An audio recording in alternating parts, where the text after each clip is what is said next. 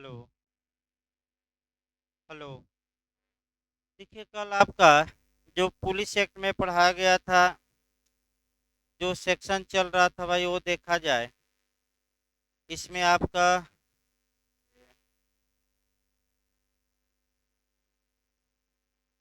22 तक पढ़ाया गया था, यानी कि पुलिस अधिनियम की धारा 22 तक पढ़ाया गया था। अब आपका जो मेंस में क्वेश्चन बनता है उस मॉडल से भी चलना है। जो आपका अगला क्वेश्चन आपका बनता है वह ये बनता है कि पुलिस अधिकारी के कर्तव्यों का उल्लेख करिए। तो जहां तक पुलिस अधिकारी के कर्तव्यों की बात है, आपका ये सतर्क रहना है कि जो पुलिस अधिकारी के कर्तव्य हैं वह किसी एक सेक्शन में नहीं है, वह दसों सेक्शन में बिखरे पड़े हैं। और जब भी मेंस में आप लिखेंगे तो आपका कह सकते हैं कि उन दसों सेक्शनों को याद करना पड़ेगा, और याद करके और चार चार लाइन सभी कर्तव्यों को लिखना पड़ेगा। तो एक एक कर्तव्यों को पढ़ाया जाए और जिस सेक्शन में आपका जो भी उसका कर्तव्य है वह आपका आज बताया जाएगा, यानी कि लगभग 8-10 सेक्शन आपका। और जहां तक कर्तव्य की बात है, आपका कर्तव्य में केवल पुलिस एक्ट ही नहीं पढ़ना है, बल्कि अन्य कानून जो है, यानी कि जैसे सीआरपीसी हो गई, आपका कह सकते हैं कि एविडेंस हो गया, उसमें पुलिस के क्या कर्तव्य है, और तमाम चीज़ें आपका पढ़नी पड़ती हैं। तो आइए एक एक सेक्शनों को शुरू किया जाए। ये मेंस में भी आपका आता है और भाई प्री में भी काम करेगा। आप ये कहेंगे कि जहां तक पुलिस के कर्तव्य की बात है, केवल पुलिस अधिनियम 1861 के तहत ही उसके कर्तव्य नहीं दिए गए हैं, बल्कि अन्य कानूनों में, अन्य कानून मतलब आपका विशेष विधियों और स्थानीय विधियों में और अन्य सामान्य कानूनों में भी पुलिस की ड्यूटी का उल्लेख किया गया है, जो निम्नलिखित है। अब एक एक कर्तव्य हम चलते हैं, और सबसे पहले आपका जो सेक्शन हम चलते हैं, सबसे पहले 22 को उठाते हैं। कल भी बताया गया था, ये पुलिस के कर्तव्य या ड्यूटी बताई जा रही है। आपका कल बताया गया था कि पुलिस अधिनियम की धारा 22 के तहत पुलिस का यह कर्तव्य होगा कि वह सदैव अपने कर्तव्य पर डटा रहे, यानी कि सदैव आपका कर्तव्यरत रहेगा, यानी कि सदैव वह ड्यूटी करता रहेगा। भले ही वह आपका ड्यूटी पर न हो, लेकिन ड्यूटी पर माना जाएगा, यानी कि 24 घंटा उसे अपने कर्तव्यों का क्या करना है, पालन। कौन सी धारा बताई गई थी? 22। और ये पहला कर्तव्य है। जो दूसरी ड्यूटी हम देखेंगे, आपका देखिए जहां से आपका कोरिलेट होगा सीआरपीसी इत्यादि से, वे धाराएं तुरंत पढ़नी है। तो दूसरा जो पुलिस का कर्तव्य है उसको देखा जाए, वह आपका सेक्शन 23 में है, यानी कि पुलिस का दूसरा कर्तव्य किस में है? इधर बैठिए भाई, बैठिए वहीं बैठिए, पीछे बार इधर हो जाइए। देखिए, आपका नए लोगों को बता दिया जाए कि पुलिस अधिनियम 1861 पढ़ाया जा रहा है, जो एपीओ में केवल आएगा, यूपी में। और ये आपका कुछ अभी प्रावधान चल चुके हैं, आज जो शुरू किया गया है आपका ड्यूटी ऑफ पुलिस, यानी कि पुलिस के कर्तव्य। पुलिस के कर्तव्य में जो जो धाराएं अटैच हैं उसको बताया जा रहा है। तो पहला सेक्शन हमने बताया 22 कि पुलिस वाले सदैव कर्तव्यरत रहेंगे, यानी कि सदैव अपनी ड्यूटी पर रहेंगे, यानी कि भले ही वह छुट्टी पर हो, भले उसकी जो ड्यूटी का समय समाप्त हो गया हो, फिर भी वह अपने कर्तव्यों से विमुख नहीं होगा। और जो कर्तव्य सीआरपीसी, आईपीसी और पुलिस एक्ट एविडेंस के तहत उसके हैं, उन कर्तव्यों का वह क्या करता रहेगा, पालन। इसका मतलब ये हुआ 24 घंटे ड्यूटी करिए। अगला ये दूसरा कर्तव्य जो सबसे महत्वपूर्ण है, आपका सेक्शन 23 में है और यहीं से कोरिलेशन भी ज़्यादा होगा। आइए 23 देखा जाए भाई धारा। पहले बेर एक्ट को तोड़ा जाए कह करके।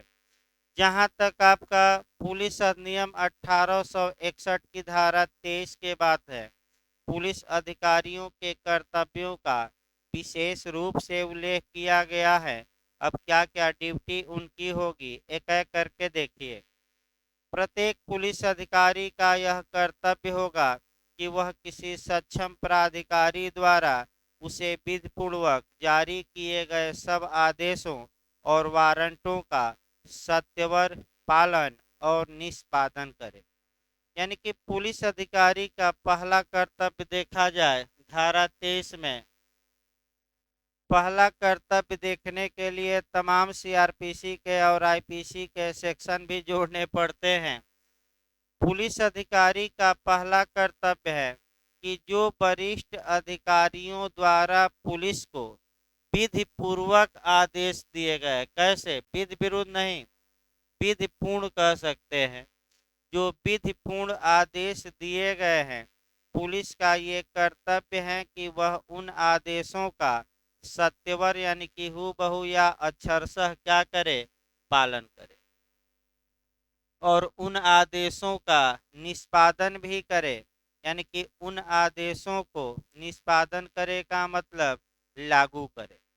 दूसरी बात इसमें, पहले दोनों तोड़ लिया जाए, इसमें दूसरी बात ये बताई गई है कि अगर किसी प्राधिकारी ने पुलिस के नाम कोई वारंट जारी किया है तो पुलिस का ये भी कर्तव्य है कि उस वारंट का वह पालन करे। बैठिए भाई, दो दो लोग।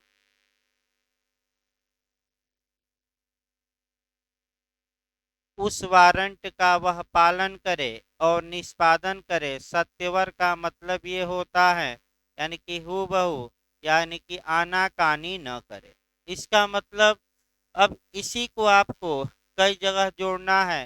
पहले हम देखते हैं कि पुलिस वालों को कौन प्राधिकारी है जो विधि पूर्वक आदेश दे सकता है, और विधि पूर्वक आदेश देता है तो पुलिस का ये कर्तव्य है कि वह उन आदेशों का पालन करे।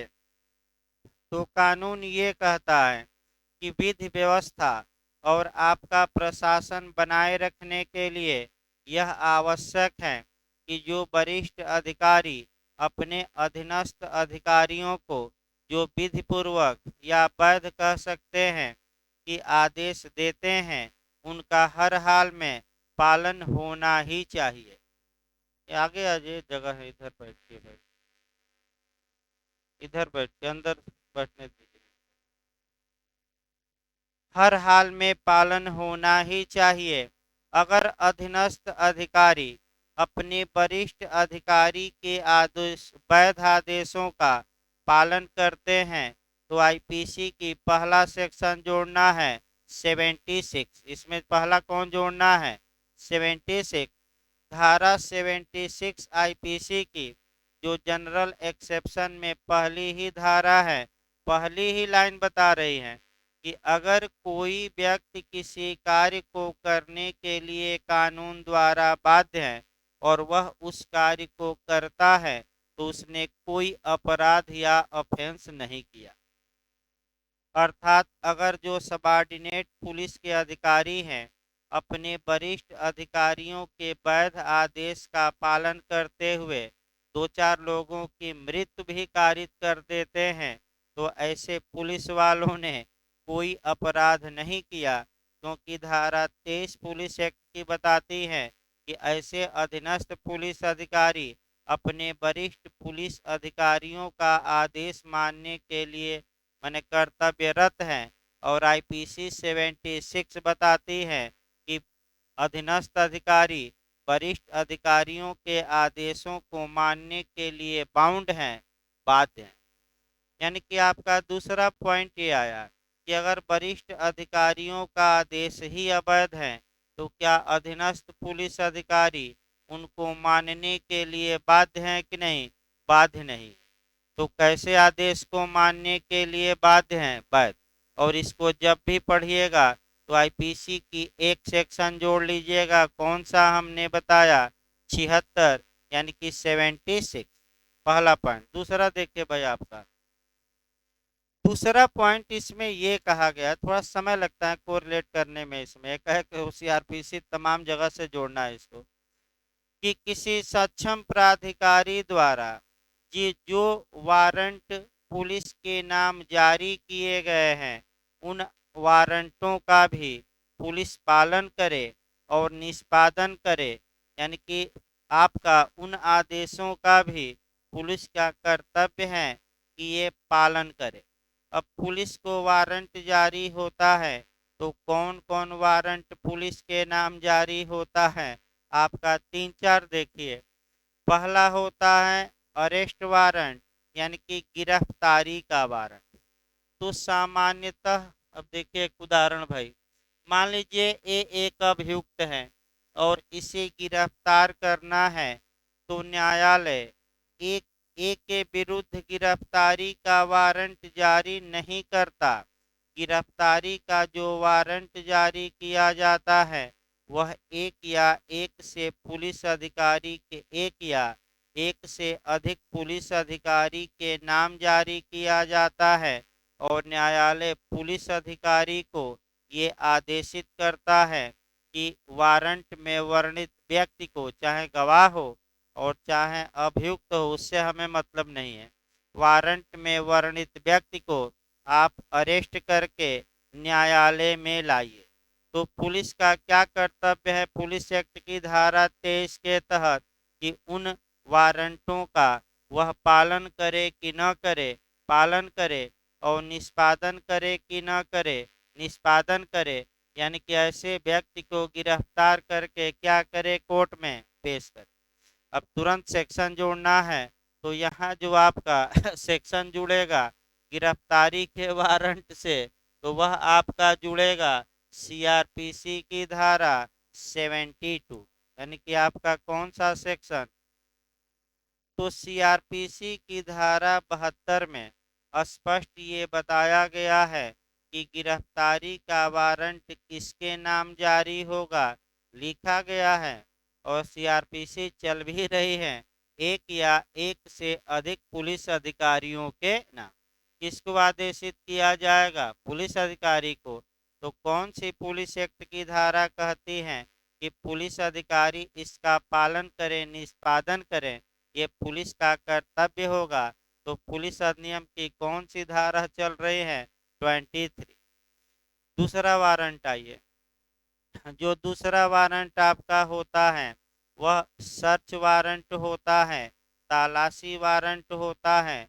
अर्थात 23 पुलिस एक्ट की धारा ये भी बताती है कि अगर न्यायालय ने आपका तलाशी वारंट जारी किया है, तो पुलिस का ये कर्तव्य है कि वस्तु या व्यक्ति को खोजे, और वस्तु या व्यक्ति मिल गया तो उसे न्यायालय में पेश करे। तो तलाशी वारंट जब जारी कराएंगे आप, तो सीआरपीसी की 5 धाराएं काम करेंगी। और वह सेक्शन वाइज भी मैं बता रहा हूँ, एक एक शब्दों को जोड़कर, याद रखिए। वह आपका 93 में मुख्य रूप से सर्च वारंट है, चुराई हुई संपत्ति इत्यादि रखी गई हैं।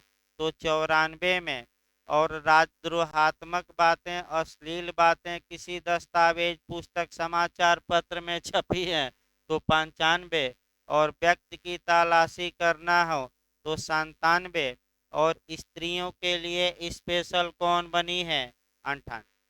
यानी कि इसका मतलब ये हुआ कि वस्तु या चीज को सर्च कराना है, तो आपका 3 सेक्शन काम करेगा, 93, 94, 95। इसमें किसके तलाशी के लिए तलाशी वारंट, या बिहार जाएंगे तो तलाशी वारंट नहीं लिखेगा, खोज वारंट लिखता है, यानी कि सर्च वारंट इंग्लिश में कहते हैं। तो सर्च वारंट वस्तु या चीज की तलाशी के लिए हैं। तो 3 धाराएं कौन कौन? 93, 94 और 95 सीआरपीसी। व्यक्ति की तलाशी के लिए तो 97 और 98। अब दोनों में अंतर क्या है? 97 सबके लिए है और 98 केवल किसके लिए है? स्त्रियों के लिए है। 97 लगातार क्वेश्चन बन रहा है कि कौन सी धारा बंदी प्रत्यक्षीकरण रिट के समान है, हैबियस कार्पस के समान है? तो कौन सी धारा है? 97। और अगर पति अपनी पत्नी को पाना चाहता है तो किस धारा का के तहत आपका मुक्त कराने का आदेश निकलवा सकता है? 98। ये सभी याद रखिए। अगर ये सब आदेश दिए गए हैं तो फिर पुलिस एक्ट की धारा 23 कहती है कि पुलिस का ये कर्तव्य है कि इन आदेशों का पालन करे और निष्पादन करे। इसके बाद आपका कुर्की का वारंट जारी होता है, वह 83 सीआरपीसी। इसके बाद दंड के निष्पादन का वारंट जारी होता है जेलर के नाम, यानी कि जेलर को ये आदेशित न्यायालय करता है कि इस कैदी को अपनी जेल में इतने दिनों तक सजा भुगतवाइए। या अगर मृत्यु दंड है तो जेलर को आदेशित किया जाता है कि इस दिन इस तारीख को इस समय इस कैदी को तब तक फांसी पर लटकाया जाए जब तक कि आप इसकी मृत्यु न हो जाए। ये जेलर के नाम। यानी कि कुल मिलाकर आपका शॉर्टकट में एक लाइन में ये कहा जाए, तब हम फिर आईपीसी पर बैक होते हैं कि न्यायालय ने जितने वारंट जारी किए हैं, अगर वे आर वारंट वैध हैं तो पुलिस का ये कर्तव्य है कि उन वारंटों का पालन करें और उसको लागू करें। निष्पादित करें मैंने क्या? एग्जीक्यूट करें, इजरा करें, लागू करें या प्रवर्तित करें। ये किसका कर्तव्य है? पुलिस का। अब इसमें आपका दो तीन बातें और जाननी है। दो तीन बातें आईपीसी में ये जाननी है कि अगर न्यायालय ने कोई आदेश दिया, निर्णय दिया या वारंट जारी किया, और मान लीजिए कि आपका वारंट जारी किया, तो क्या इसके लिए न्यायाधीश या मजिस्ट्रेट के खिलाफ कोई मुकदमा किया जा सकता है कि नहीं? और अगर किया ही जाता है तो ऐसा मजिस्ट्रेट या न्यायाधीश आईपीसी की किस धारा में बचाव का हकदार होगा? 77। यानी कि अगर कोई न्यायाधीश या मजिस्ट्रेट अपनी अधिकारिता में रहते हुए कोई आदेश दिया, निर्णय दिया, डिक्री दिया, तो ऐसी दशा में उसका कोई कुछ नहीं बिगाड़ सकता। अब समस्या ये है कि मान लीजिए कि न्यायालय ने गिरफ्तारी का वारंट जारी किया और वह वारंट ही अवैध था। पुलिस ये समझी कि ये सही वारंट है और पुलिस ने ऐसे व्यक्ति को गिरफ्तार करके न्यायालय में पेश कर दिया। तो न्यायिक कार्य को जब बचाव 77 में है तो न्यायालय के आदेशों का पालन करने वाले पुलिस वालों को भी बचाव मिलना चाहिए और अगली धारा में उन्हीं को बचाव दिया गया है। तो आईपीसी की किस धारा में कार्यपालक अधिकारी बचाव के हकदार होंगे? 78। यहाँ जो आपका क्वेश्चन बनता है वह जल्लाद वाला बनता है, उसको भी समझिए। आपका यूपी एपीओ में भी पूछा गया, बिहार में भी, और आपका उत्तराखंड एपीओ में भी पूछ ही लिया गया कि एक जल्लाद एक कैदी को न्यायालय के निर्णय का निष्पादन करते हुए फांसी पर लटका कर मृत्यु कारित कर देता है। जल्लाद ने कौन सा अपराध किया? कोई नहीं। तो किस धारा में जल्लाद बचाव का हकदार होगा? तो ये न्यायिक कार्य है कि कार्यपालकीय? कार्यपालकीय कार्य किस धारा में बचेंगे? 78। और जो न्यायाधीश मृत्यु दंड दिया है वह किस सेक्शन में बचाव का हकदार होगा? आईपीसी के। तो 77। अगला देखिए भाई, आपका अगला शब्द देखा जाए। अब देखिए आपका, फिर एक बार आगे बढ़ाया जाए। अभी तो पहला वाक्य पढ़ाए हैं हम। देखिए, प्रत्येक पुलिस अधिकारी का यह कर्तव्य होगा, फिर से हम शुरू कर रहे हैं वही वाक्य पुलिस एक्ट का, कि वह किसी सक्षम प्राधिकारी द्वारा, अक्षम नहीं, कॉम्पिटेंट अथॉरिटी द्वारा आपका उसे विधि पूर्वक जारी किए गए सब आदेशों और वारंटों का सत्यवर पालन और निष्पादन करे। इतना शब्द को हमने अभी समझाया। दूसरा शब्द देखिए, लोक शांति को प्रभावित करने वाली गुप्त वार्ता का संग्रहण और संसूचना करे।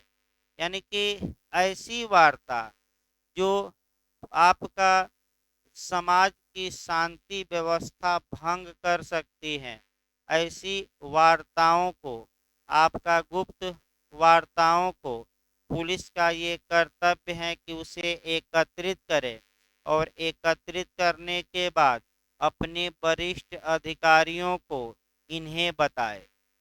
अब यहाँ जो आपका पूछा जाता है कि भाई ये चूंकि अंग्रेज कानून बनाकर चले गए और अंग्रेज ये चाहते थे कि भाई ऐसा कानून बनाया जाए ताकि अगर हमारे खिलाफ कोई साजिश रची जाती है तो पुलिस को ये अधिकार हो कि उन साजिशों का खुलासा कर सके, अर्थात उन वार्ताओं को टेप कर सके और टेप करके आपका वरिष्ठ अधिकारियों तक पहुंचाए, ताकि माने अंग्रेजी सरकार के विरुद्ध जो भी आवाज उठेगी उसे दबा दिया जाए।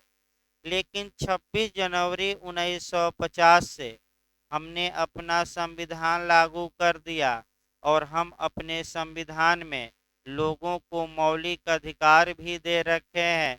और अब अंग्रेजी जमाना चला गया, अब कौन जमाना आ गया? भारत का, यानी कि राजतंत्र चला गया। अब तो क्या है? लोकतंत्र। उस समय राज्य पुलिस राज्य था, यानी कि दमन करना था केवल। लेकिन इस समय जो राज्य है वेलफेयर स्टेट है, लोक कल्याणकारी राज्य है।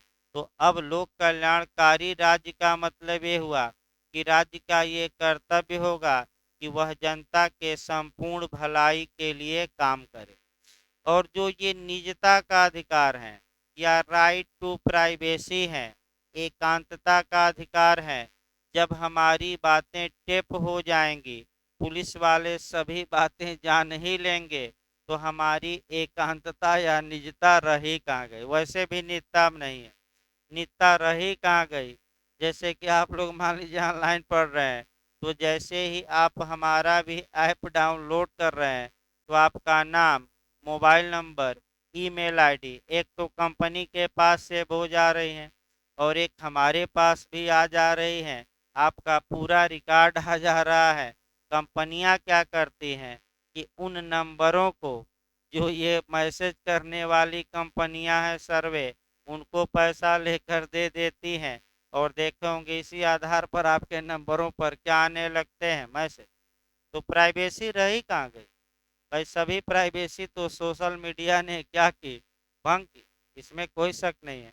तो गुप्त वार्ता पर आपका 3-4 केस देखना है। यानी कि क्या पुलिस किसी भी वार्ता को टेप कर सकती है? तो आपका इसके दो पहलू हैं। एक पहलू ये है कि हमारी निजता या प्राइवेसी या एकांतता बनी रहे, यानी कि हमारे आंतरिक मामलों में पुलिस या सरकार हस्तक्षेप न करे। दूसरा ये है कि अगर आपके इंटरनल मामले से, आंतरिक मामले से लोक शांति भंग होती है, लोक व्यवस्था भंग होती है, भारत की सुरक्षा का कोई खतरा उत्पन्न हो जाता है, तो सरकार भी कह सकती है कि हमें भी देश की सुरक्षा करनी है। और जहां देश की बात आ जाए, आपकी निजता का क्या कर दिया जाएगा, है ना? ये सुप्रीम कोर्ट भी मान रहा है कि स्वास्थ्य के आधार पर, लोक व्यवस्था के आधार पर, भारत की एकता और अखंडता के आधार पर किसी भी व्यक्ति की निजता या एकांतता का हनन किया जा सकता है। आप ये नहीं कह सकते कि हमारी निजता, यानी कि सामान्य काल में आपकी निजता, जब देश पर आ जाए तो आपकी निजता को क्या कर सकती है? सरकार दबा सकती है। और दबाने का प्रयास भी बार बार सरकार करती है। अब 4-5 केस और जो वर्तमान समय में नियम है इस पर वो देखना है। पिछली बार आपका उत्तराखंड बना भी था, एक बना था गोविंद का केस बना था, किससे संबंधित है? तो जो गोविंद का केस था वह निजता पर ही संबंधित था, यानी कि आपका एकांतता एक मूल अधिकार है। फिर आपका केस आया मधुकर नारायण का, जिसमें कि ये कहा गया कि एक वेश्या को भी अपनी एकांतता का हक है। फिर खड़क सिंह का केस आया जिसमें ये कहा गया कि एक डाकू को भी जो डकैती अब छोड़ दिया है उसको भी निजता का हक है। इस केस में देखिए भाई क्या क्या हुआ था। एक खड़क सिंह था जो डकैत था बहुत बड़ा, अब डकैती छोड़ दिया था और आपका अपने घर में रहता था।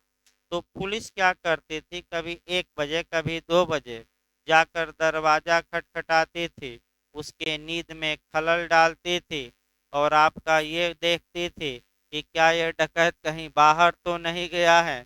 तो वह चला गया सुप्रीम कोर्ट कि हजूर ये रोज रोज बीच में नींद खराब कर रहे हैं पुलिस वाले। तो सुप्रीम कोर्ट ने कहा कि आपको निगरानी ही करनी है, तो आप क्या करिए, आप कह सकते हैं कि इनके दरवाजे के बाहर, घर के बाहर से देखते रहिए कहाँ जा रहे हैं, घर में आप न घुसिए, क्योंकि इन एक डकैत को भी जब वह डकैती छोड़ दिया है, शांति प्रिय जीवन बिता रहा है, तो निजता का क्या है अधिकार।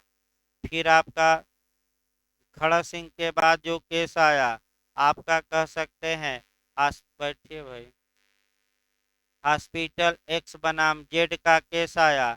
नाम ओपन नहीं किया जा सकता। ये अभी हमने बताया कि जो ये निजता का अधिकार है ये पूर्ण अधिकार नहीं है और इस पर प्रतिबंध लगाया जा सकता है।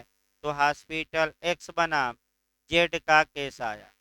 इस केस में ये हुआ था कि एक स्त्री का विवाह तय हुआ एक पुरुष से, और आपका पुरुष ने अपना मेडिकल चेकअप एक अस्पताल में कराया था। तो वह जिस स्त्री से विवाह तय हुआ था वह स्त्री खोजी कुत्ता बनकर, मैंने आपका खोजी कुत्ता, जानते हैं कि नहीं खोजी कुत्ता किस धारा में एविडेंस के, एविडेंस के किस धारा में इसका खोजा हुआ साक्ष्य सुसंगत है? 9। और कैसा साक्ष्य माना जाएगा? वैज्ञानिक। और केस भी याद रखिएगा अब्दुल रज्जाक।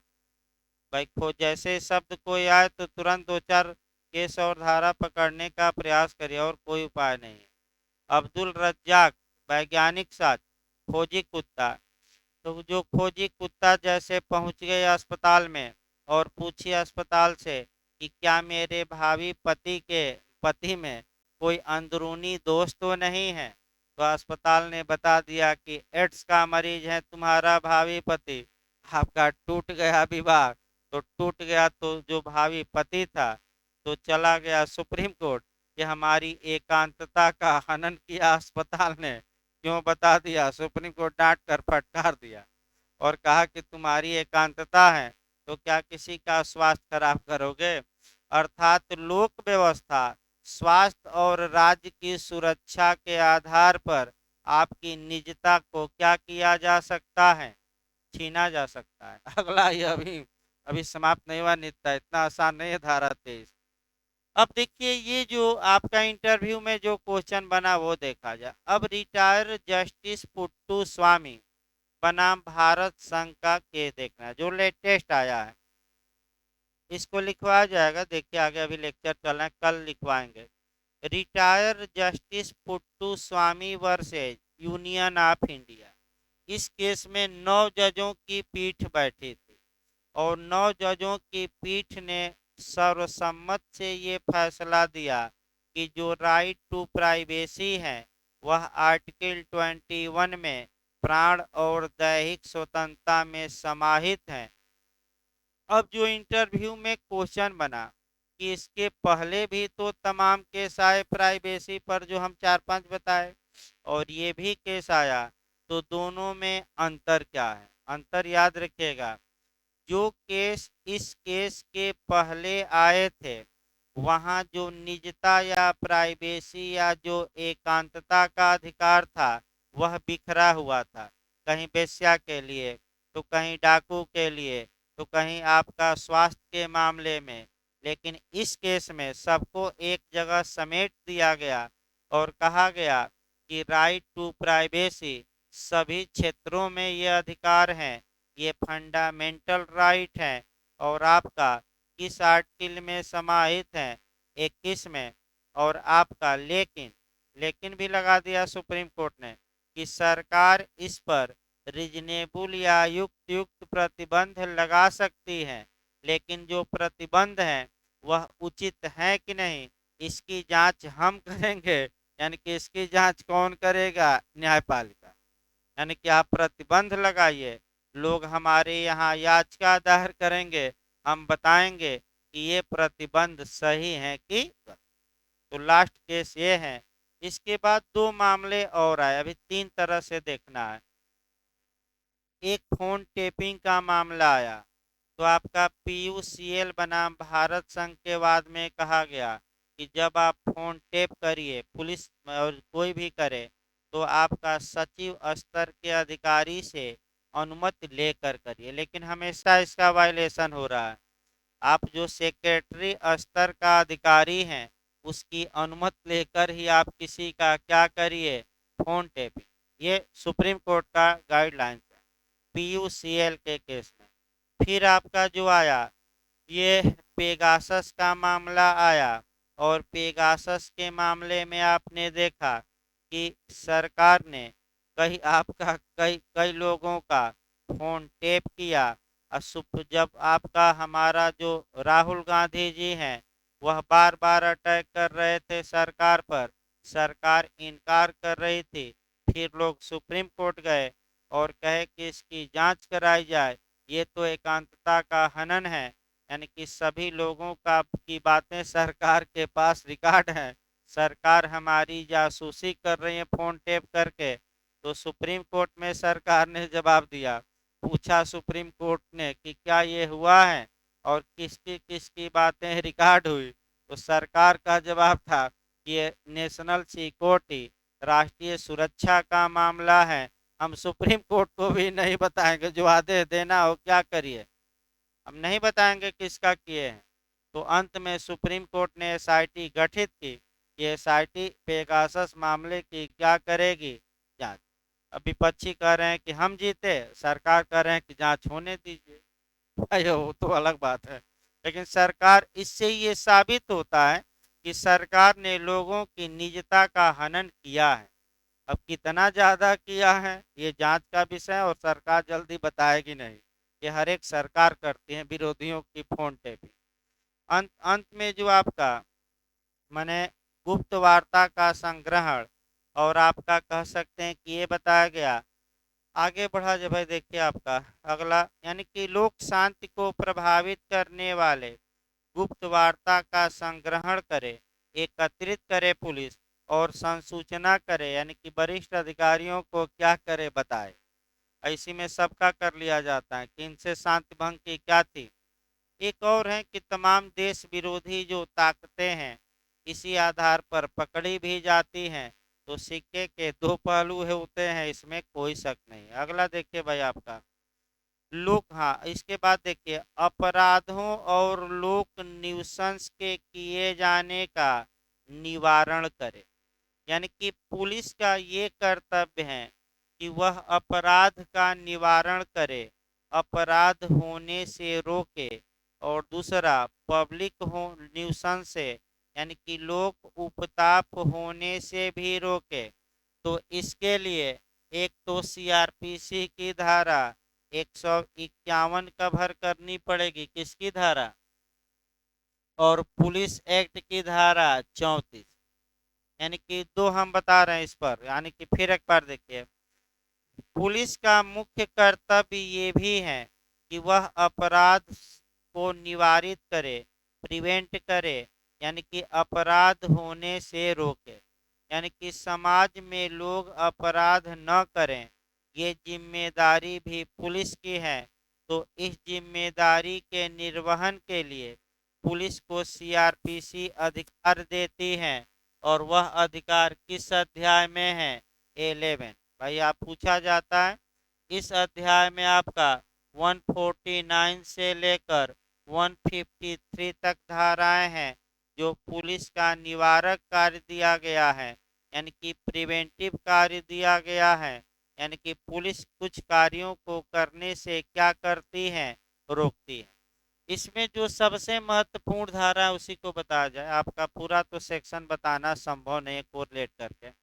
जो सबसे महत्वपूर्ण सेक्शन है वह 151 है, जो मेंस में भी 2-3 बार आ चुका है, इंटरव्यू में पूछा गया भाई, मेंस में भी पूछा गया है।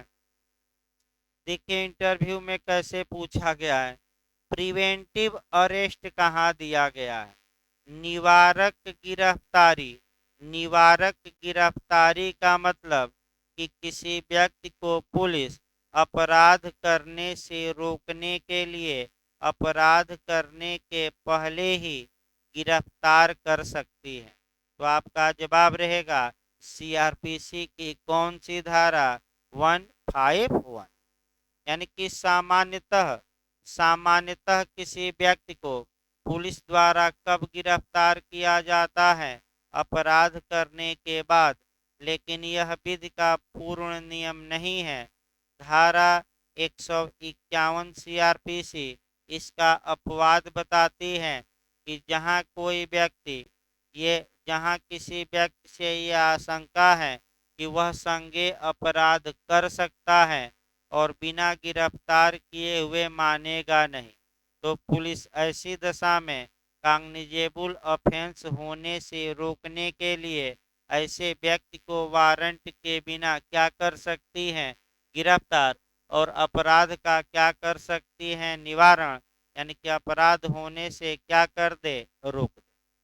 दूसरा ये है कि पब्लिक न्यूसेंस को निवारित करे, लोक उपताप को निवारित करे, तो या आपका अपदूषण को निवारित करे। तो सबसे पहले तो आपको ये जानना है कि पब्लिक न्यूसेंस या लोक उपताप होता क्या है और इसको रोकने के लिए पुलिस के पास क्या क्या पावर है।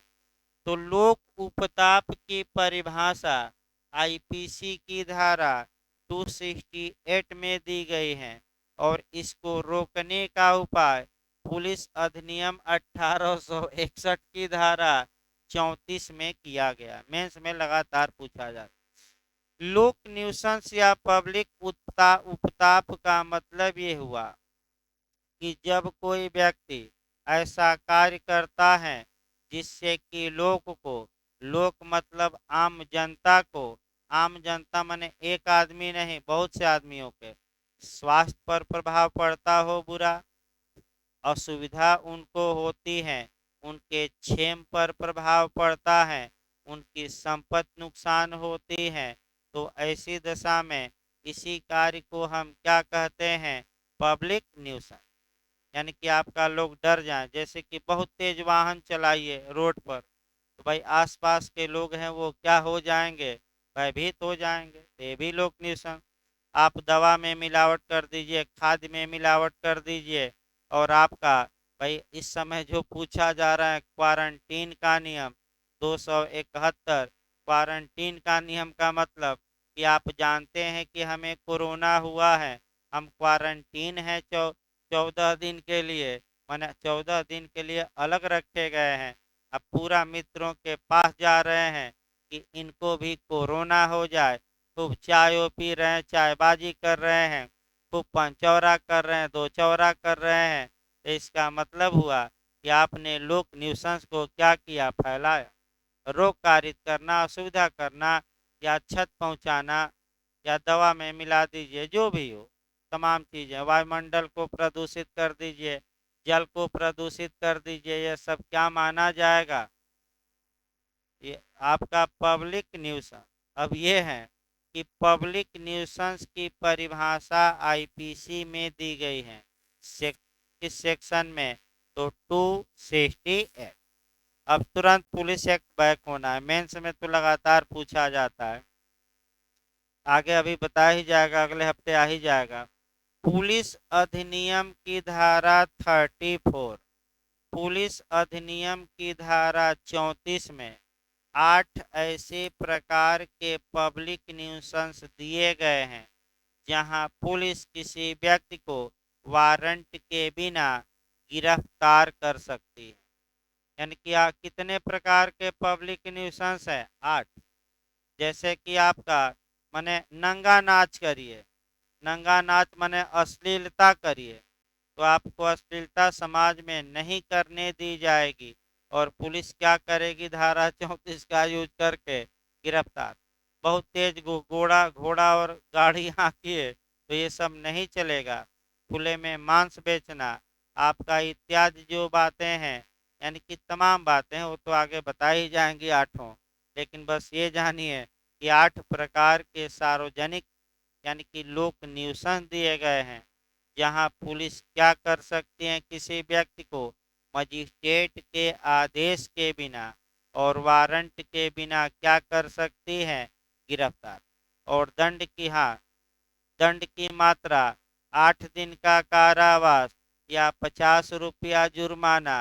अब एक दो बूंद वाला भी देख लिया। जब मैं देख रहा हूँ पीछे सो रहे हैं लोग, तो सोया ना भाई, जगते रहिए, जागते रहिए भाई। कहाँ नक्शा उक्सा बनाते रहिए, तभी तो काम चलेगा। तो न कल ही बताया गया दरोगा जी को नक्शा बनाने में दिक्कत होती है तो किसकी सहायता लेंगे? कौन से पाल की? राज्यपाल की कि महिपाल की? चलिए लेखपाल की, कम से कम याद रखिए भाई। बताया जाएगा नक्शा नजीर, पैरा बताया जाएगा तो वहाँ फिर उदाहरण लेखपाल पाल का दिया जाएगा। जिनके आगे पाल लगा रहता है बहुत खतरनाक चीज है। आपका जैसे कि बता दिया जाए राज्यपाल, तो राज्यपाल लग गया है तो उनका कोई कुछ बिगाड़ नहीं सकता। यानी कि जब तक पद पर हैं तब तक बिगाड़ नहीं सकता कोई। अनुच्छेद 361 में उन्हें संरक्षण है। महिपाल होते थे, अब तो हैं ही नहीं, अब तो भाई राजा चले गए, अब क्या है लोकतंत्र। महिपाल मतलब राजा होते थे, उनसे ऊपर कोई नहीं, जो वह कह देते थे वही मान्य होता था। और आजकल के लेखपाल हैं, जो लेखपाल हो जाते हैं अपने को सीएम और पीएम से कम नहीं समझते, दौड़ते रह जाइए, सुनेंगे नहीं। अगर लेखपाल साहब लिख दिए कि चना नहीं गेहूं बोया गया था, तो डीएम उसमें चना नहीं बोआ सकते। भले बर्खास्त लेखपाल हो जाए, दूसरे से जांच कराए डीएम, लेकिन आपका नक्शा नज़ीर लेखपाल साहब बनाते हैं। और लोग, आप अगर मान लीजिए, देखिए उसमें पैसा बहुत ज़्यादा है। मान लीजिए कि सार्वजनिक जमीन है गांव में, और आपका लेखपाल साहब के 1-1 लाख और 50-50 हजार लोग देते हैं कि बस लेखपाल साहब ये लिख दें आपका खसरा में, मैंने खतौनी में नहीं, कि इस एसटी या एसी के व्यक्ति ने इस पर कब्जा कर लिया है। तो आपका उसका नियम है कि अगर 10 साल एससी एसटी के व्यक्ति का उस जमीन पर कब्जा है तो सरकार योजना लाती है कुछ कुछ समय पर और उनको बिना ट्रांसफर वाले भूमिधर को अधिकार देती है। माने कि तुम यूज करो, तुम्हारा परिवार यूज करेगा, लेकिन तुम किसी को बेच। तो इसके लिए पैसा लेखपाल को एससी एसटी के लोग देते हैं कि आप बस लिख दीजिए खसरा में कि इस जमीन पर इनका क्या है। क्योंकि कब्जा हम कैसे दर्शाएंगे कि कब्जा हमारा है? भाई रह तो रहा है, लेकिन कहीं कागज पर पोजीशन की बात ही नहीं है, तो उससे 10 साल गिना जाता है। वो भू राजस्व में बताया जाएगा। तो फिर बैक होइए, आपका लोक न्यूसेंस बताया जाए, आपका बताया जा रहा था। एक और उदाहरण 34 पर बताया जाए, थोड़ा डिटेल में ही चला जाए। देखिए आपका 34 पर दूसरा उदाहरण 2 बूंद वाला है कि अगर कोई व्यक्ति नशे में चूर है और सार्वजनिक स्थान पर अत्याचार करता है, हंगामा करता है, तो आपका झारखंड अभी पूछा भी गया था आईपीसी की कौन सी धारा 510 के तहत वह दंड का भागी होगा। सबसे कम कारावास का दंड है 510 आईपीसी में 24 घंटे का कारावास या 10 रुपया जुर्माना या दोनों। और यही कार्य पुलिस एक्ट की धारा 34 में भी है। आपका मत वाला पाया जाए तो यहाँ दंड ज्यादा है, यहाँ 8 दिन का कारावास और कितना जुर्माना? 50। और वारंट के बिना ऐसे व्यक्ति को अरेस्ट भी किया जाएगा, ये भी याद रखिए। यानी कि कुल मिलाकर एक लाइन ये बताया गया, आगे बढ़ा जाए, कि पुलिस का ये कर्तव्य है कि वह अपराधों को होने से रोके और लोक न्यूसेंस को भी क्या करे, पुलिस रोके। अब लोक न्यूसेंस बहुत लंबा चल जाएगा, यहीं रोका जाए, आगे बढ़ा जाए भाई, क्योंकि तमाम कानूनों में है। अगला शब्द देखिए भाई आपका, लोक न्यूसेंस को किए जाने का निवारित करे, अपराधियों का पता चलाए और न्यायालय के समक्ष लाए और उन सब व्यक्तियों को पकड़े जिन्हें पकड़ने के लिए वह विधितः प्राधिकृत हैं और जिनको पकड़ने के लिए पर्याप्त आधार विद्यमान है। इसका मतलब ये हुआ कि आपका अपराधियों का पता लगाए, अपराधियों को पकड़े, पकड़कर न्यायालय के सामने लाए और उन सभी और जो आपका माने उनको न्यायालय के सामने लाए, तो अपराधियों को पकड़वाइए, अपराधों का पता लगाइए। तो अपराधों के पता लगाने के लिए कि कौन अपराध किया है, पुलिस अन्वेषण करती है। और कल ही परसों डिटेल में सीआरपीसी में बताया गया कि अन्वेषण का मतलब क्या हुआ, कि पुलिस करती है कि मजिस्ट्रेट करते हैं। पुलिस किस लिए करती हैं, साक्ष्य एकत्र करने के लिए। अन्वेषण में क्या क्या होता है, घटना स्थल का मुआयना करना, घटना स्थल का नक्शा नज़ीर बनाना, घटना से परिचित व्यक्तियों का बयान लेना, अपराधियों का पता लगाना, अपराधियों को गिरफ्तार करना और गिरफ्तार करके कहाँ पेश करना, कोर्ट में। ये किसका कार्य है, पुलिस का कार्य है। अब यहाँ वारंट के बिना भी गिरफ्तारी और वारंट पर भी गिरफ्तारी पुलिस कर सकती है, तो सीआरपीसी की धारा 41 जोड़ सकते हैं। यानी कि सीआरपीसी की कौन सी धारा, एक लाइन में 41। आगे देखिए भाई आपका, और प्रत्येक पुलिस अधिकारी के लिए इस धारा में वर्णित प्रयोजनों में से किसी के लिए किसी मदिरालय, यही पूछा जाता है मुख्य रूप से, किसी मदिरालय, जुआ घर, भ्रष्ट या उच्छृंखल व्यक्तियों के समागम के अन्य स्थल में वारंट के बिना प्रवेश कर सकता है कोई पुलिस अधिकारी और उनका निरीक्षण कर सकता है। तो ये क्वेश्चन आपका प्री में भी आता है कि किस धारा में ये पुलिस का कर्तव्य है कि वह वारंट के बिना इन स्थानों में प्रवेश करके उसका निरीक्षण कर सकता है। तो आपका कहाँ कहाँ जा सकता है, तो आपका पहला तो मदिरालय है। मदिरालय कितने लोग जानते हैं भाई, नहीं कितने लोग नहीं जानते, उल्टा हो गया नियम। एक बार चले जाइए, आपका पता लग जाएगा कहाँ भेजा जाए भाई। मैंने आप पहले व्यक्ति हैं जो मदिरालय को आज तक जानते हैं नहीं। सुगंध लिए हैं कि नहीं भाई। मदिरालय मतलब शराब, शराब मदिरा, जैसे विद्यालय माने विद्या काल है, तो मदिरालय मतलब मदिरा काल है। यानी कि जहाँ क्या मिले, पौआ। पौआ यानी कि आपका बोतल या पौआ या पाउच, अब तो पाउच में आ ही नहीं रहा है। और देख ही रहे हैं बिहार में लोग सिलेंडर में मदिरा भर के जा रहे हैं, तो कोई आपका कुएं में ही डाल दिया है खोद के, कोई हैंडपंप चलाइए तो क्या निकल रहा है, मदिरा। यानी कि शराबबंदी है, फिर भी शराब से सैकड़ों लोग मर गए और सरकार एकदम मौनी बाबा जैसे क्या है, मौन है। आपका ये भी एक समस्या है। देखिए आगे भाई आपका बताया जाए, यानी कि पुलिस किसी मदिरालय में वारंट के बिना प्रवेश कर सकती हैं और उसका निरीक्षण कर सकते हैं। किस धारा में है, 23। अगला देखिए, जुआ घर। तो जुआ घर तो जानते ही होंगे, जहाँ जुएड़ी जुआ खेलते हैं, वहाँ भी पुलिस क्या कर सकती है, वारंट के बिना एंट्री करेगी और उनका क्या करेगी, निरीक्षण। इसके बाद भ्रष्ट, यानी कि जहाँ भ्रष्ट व्यक्ति जुटते हो, उच्च श्रृंखल व्यक्ति जुटते हो, समागम माने जुटते हो, उच्च श्रृंखल का मतलब उदंड व्यक्ति जुटते हैं, यानी कि उदंड कहा जाए, बदमाश उन्माश। देखिए, भ्रष्ट और उदंड में अंतर है। भ्रष्ट माने करप्ट व्यक्ति, जो अपना जालसाजी करने में क्या है, माहिर है। जैसे कि बबली बंटी में फिल्म में जालसाजी करने में क्या थे, दोनों माहिर थे। तो इलाहाबाद में भी कई बहुत लोग हैं जो आपका जालसाजी करेंगे, कोचिंग में भी जालसाजी कर सकते हैं। सतर्क रहेगा, देखिए क्या कहेंगे, कुछ मिल जाते हैं। और यहाँ आपको स्पष्ट बता दिया जाए, आप अगर किसी के माध्यम से आते भी हैं तो उनको आप फीस जमा न करिए, आप डायरेक्ट हमें दीजिए फीस, क्योंकि आपके साथ भी जालसाजी हो सकती है। अब कोई ये कहे कि हम ये करा देंगे वो करा देंगे, तो कोई माई का लाल नहीं है कि ये करा देगा वो करा देगा। और आपका ये कहे कि सर से हमें बहुत पड़ती है, तो आप फीस उनको न दीजिए, आप फिर डायरेक्ट दीजिए। आपका ये कहने का मतलब ये होता है कि तमाम ये विवाद उत्पन्न होते हैं।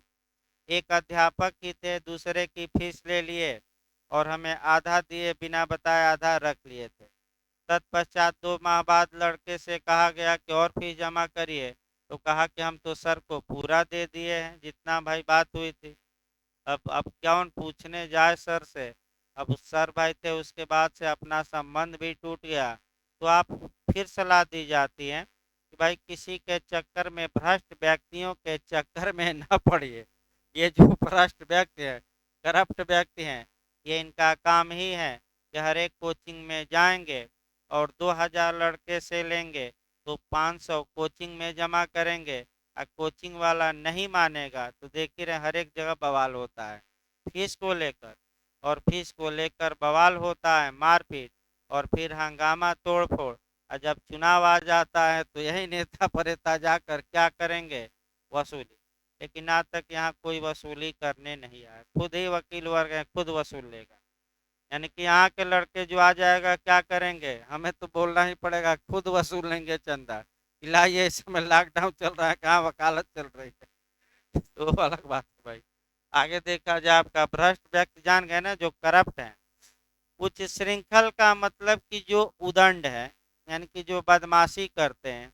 तो जहाँ बदमाश जुटते हैं, देखे होंगे पुलिस वाले गश्त पर पहुंच जाते हैं, भागो यहाँ से भागो, क्यों जुटान किए हो, और 2 4 डंडा चला भी देते हैं रात उत में। तो आपका ये पुलिस का तो कहाँ कहाँ वारंट के बिना प्रवेश कर सकती है, निरीक्षण कर सकती है।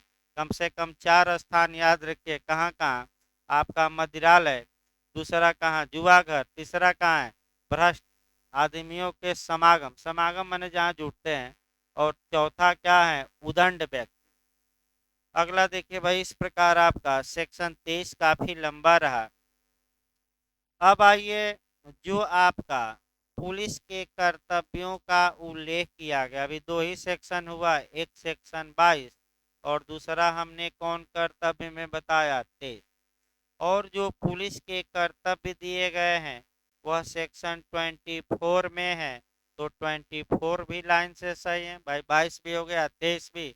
अब कौन सा, 24, फिर 25 में भी कर्तव्य आएगा। तो पहले 24 वाला कर्तव्य देखा जाए, देखिए भाई, पुलिस अधिकारी इत्तिला इत्यादि कर सकेंगे। तो किसकी इत्तिला करेंगे भाई, किसको करेंगे, तो अब डायरेक्ट देखिए यहाँ, किसी पुलिस अधिकारी के लिए यह विधिपूर्ण होगा, विधिपूर्ण मतलब सही होगा, वैध होगा। क्या वैध होगा, कि वह कोई इत्तिला मजिस्ट्रेट को दे, यानी कि वह कोई सूचना मजिस्ट्रेट को दे, और समन, वारंट, तलाशी वारंट और अन्य ऐसी विधिक आदेशिका के लिए जो अपराध करने वाले किसी व्यक्ति के विरुद्ध विधि के अनुसार निकाली जा सकती हैं, आवेदन करें। अब यहाँ आपको थोड़ा समझना है। देखिए, आपका यही एपीओ का कार्य जानना है, एपीओ का कार्य भी। पुलिस का ये कर्तव्य है कि मजिस्ट्रेट को, यानी कि न्यायिक मजिस्ट्रेट को क्या करती रहे, सूचना या इत्तिला दे। और सूचना देकर क्या क्या निकलवाए, समन निकलवा ले, गिरफ्तारी या तलाशी का वारंट निकलवाए, इसके बाद कोई आदेश निकलवाए जो अपराध के अन्वेषण के लिए हो, आपका ये किसका कर्तव्य है? पुलिस का। और जो विधिपूर्ण हो यानी कि वैध हो। ऐसी दशा में आपका भाई पुलिस, देखिए आपका पुलिस वाले, पुलिस और मजिस्ट्रेट के बीच में एक सरकार ने व्यक्ति को नियुक्त किया है। वह सहायक लोक अभियोजक यानी कि आपका एपीओ है। एपीओ का कार्य ही है कि पुलिस जो ये मांग कर रही है, पुलिस की मांगों को मजिस्ट्रेट के सामने प्रस्तुत करे। यानी कि पुलिस डायरेक्ट न जाए, बल्कि एपीओ को बताए कि ये आदेश निकलवाना है, ये कागज है, और एपीओ साहब किसके पास वो कागज प्रस्तुत करेंगे? आपका मजिस्ट्रेट। लेकिन कई स्थानों पर फिर आपका झारखंड का भी मामला देखना गंभीर हो गया है थोड़ा। लोग इंटरव्यू देकर भी आपका लग रहा है कि वैकेंसी रद्द हो जाएगी, उसको भी यहाँ समझना है। लेकिन आपका कानून में ये भी प्रावधान है कि आपका डीएम चाहे तो किसी पुलिस अधिकारी को ही एपीओ का कार्य सौंप सकता है। और जैसे ही पुलिस अधिकारी को किसका कार्य सौंप दिया गया? एपीओ का, तो एपीओ की वैकेंसी अपने आप क्या हो जाएगी? कम। तो झारखंड में क्या था? झारखंड में देखिए कि जो अधिवक्ता थे प्राइवेट, उन्हीं में से सरकार एपीओ अस्थायी रूप से बनाती थी। तो सरकार ने ये विचार किया कि भाई परीक्षा कराई जाए और परीक्षा द्वारा एपीओ की अस्थायी नियुक्ति की जाए। तो 2017 में आपका वैकेंसी आयोग को दिया। 2000 आपका 21 चल रहा है, समाप्त होने वाला है। तो सरकार का मूड बदला। उसमें एक दो टेक्निकल पॉइंट भी हैं।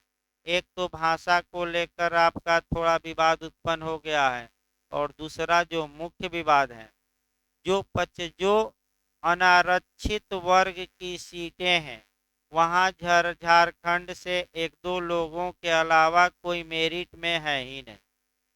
यानी कि बिहार और यूपी वाले पूरे वहाँ क्या है?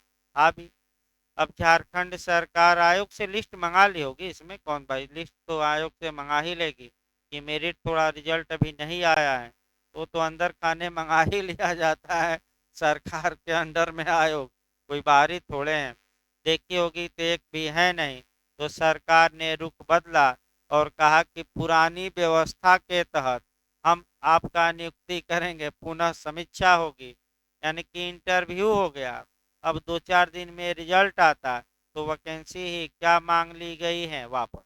और सरकार करें कि पुरानी व्यवस्था, यानी कि आपका 75% डायरेक्ट एपीओ और 25% पर एग्जाम होगा, तो 100 सीट में कितना सीट वैकेंसी निकलेगी? 25। तो ये आपका विवाद है, और पेपर में भी आ चुका है कि सरकार ने वापस मांग लिया है। अब जैसे ही सरकार वापस चला जाए, तो लड़के भी तैयार हैं याचिका दायर करने के लिए।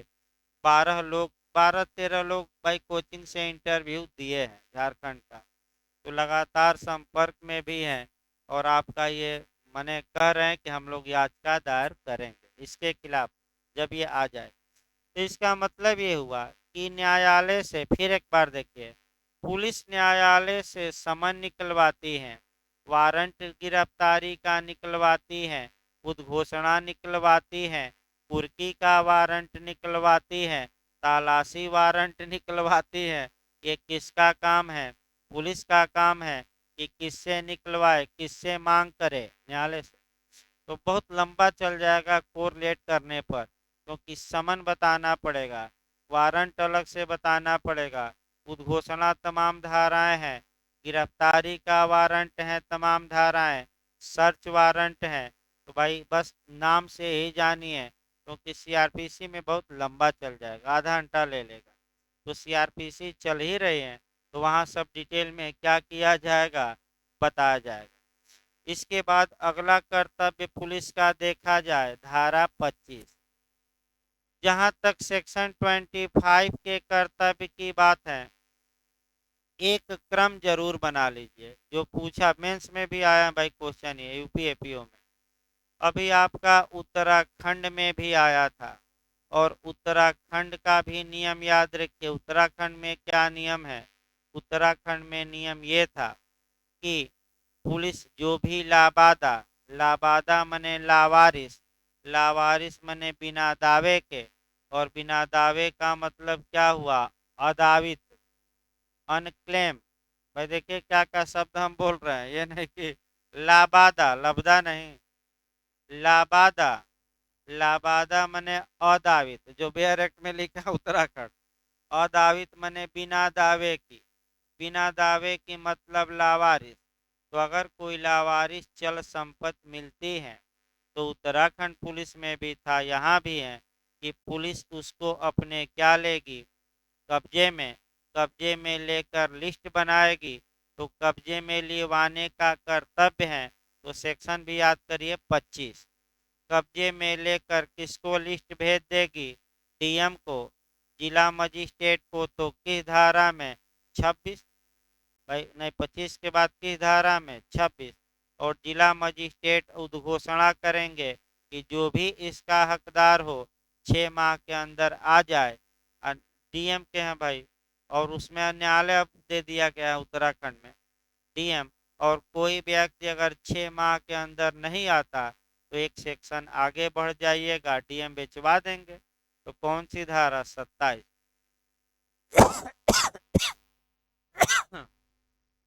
तो लावारिस संपत्ति को किस सेक्शन के तहत पुलिस अधिग्रहित करते हैं? सेक्शन पहले याद रखें, 25। और किसको लिस्ट बनाकर भेजती हैं? डीएम के पास। डीएम क्या करेंगे? 26। और उसका विक्रय किस धारा में? 27।